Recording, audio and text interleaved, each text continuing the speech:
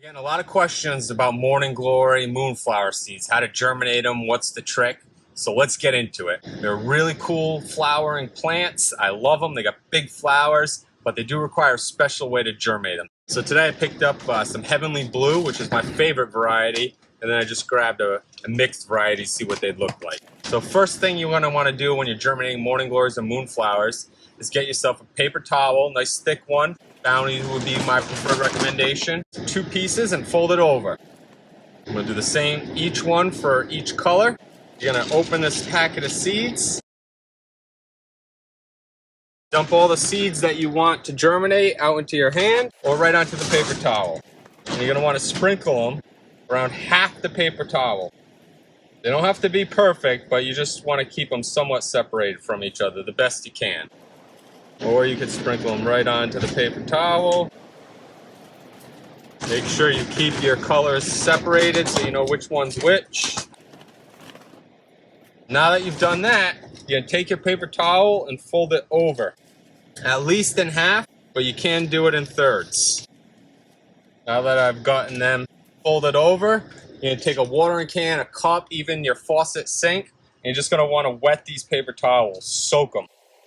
You want to keep these paper towels soaking wet for at least 2 days until the seeds germinate. And you can do that. In my case, I'm going to use a humidity dome. I'm not going to use a heat mat. You don't have to keep them super warm, but you want them wet, moist, if you will. And I'm going to do it just like this. If you don't have a humidity dome, just make sure you check that paper towel a couple times a day. Make sure it's nice and wet. And then within 24 to 48 hours, I'll show you our next step. So here we go with ones that I did a couple days ago. I've gotten them labeled, and here we go. We're gonna unwrap them, show you what they look like. So here in the mixed one, how cool. You can see that they've already had roots germinate. If any are, obviously I've let some of these sit a little too long, so you just have to be a little careful pulling these roots out. But the paper towel is nice because it doesn't offer much resistance. It's kind of broken down at this point. Now, if you look at the Heavenly Blue, these are a little bit more appropriate to the size roots you want. So the mixed ones germinate a little bit faster than the Heavenly Blue. So now, I'll get my seeding tray. I'll fill it with my potting mix soil, and I poked holes at least 1 inch deep because these have some roots on them. Now what I'm going to do is I'm going to just take them, and with the root pointing down, I'm just going to place it in the soil. And you don't have to worry about covering the whole seed because it's already germinated. So you really just want to cover the root.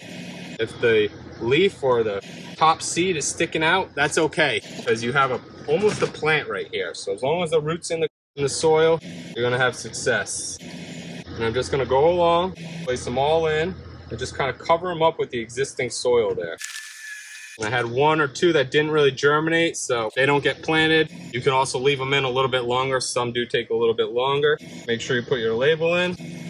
Now when I get to these ones, look how big this is. This is huge. This is almost the whole depth of my container. So in this case, I'm going to take this Sharpie and almost put a hole all the way down to the bottom.